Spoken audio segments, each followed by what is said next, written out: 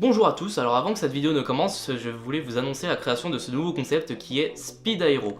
Qu'est-ce que Speed Aero? C'est très simple, ce sont des vidéos très condensées sur l'actualité aéronautique ou alors sur des faits qui ne demandent pas une très grande vidéo, et ce sera surtout pour vous faire attendre des prochaines vidéos. Alors celle-ci entre bien dans le thème de la vidéo qui suivra, qui est sur la traversée de l'Atlantique. Donc, bonne vidéo.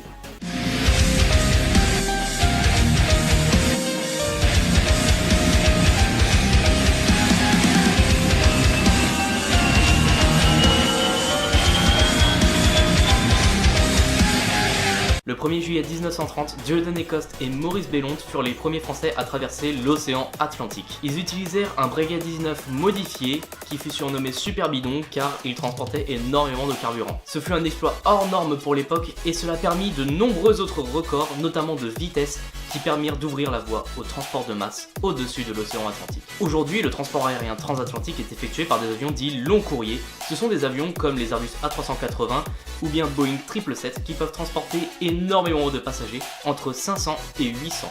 Mais sauf qu'aujourd'hui, Airbus a tiré son épingle du jeu et réussi à faire sa petite révolution. Le mardi 13 février 2018, l'Airbus A321 LR pour Long Range effectua son premier vol transatlantique. Cet exploit peut paraître plutôt banal car beaucoup d'avions aujourd'hui sont capables de traverser l'Atlantique, mais l'Airbus A321 LR est plutôt spécial. C'est un dérivé de l'Airbus A321, un avion moyen courrier, biréacteur et monocouloir qui peut transporter peu de passagers sur des distances très courtes. Mais la version long range du 321 est capable de transporter le même nombre de passagers que son prédécesseur, mais sur une distance beaucoup plus grande. En effet, il peut boucler un Paris-New York, chose qu'un 321 ne peut pas du tout faire. Mais alors on peut se demander qu'est-ce qui a permis cet exploit.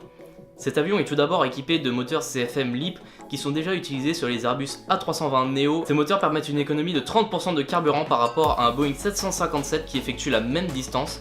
Ainsi, ces moteurs sont extrêmement économiques et permettent un plus grand rayon d'action à l'appareil qui les possède. De plus, cet avion est équipé des nouveaux Sharklets de chez Airbus, qui sont en fait des dérivés des winglets. Les winglets sont des pièces aérodynamiques verticales positionnées aux extrémités des ailes et elles permettent de réduire la traînée induite de l'appareil.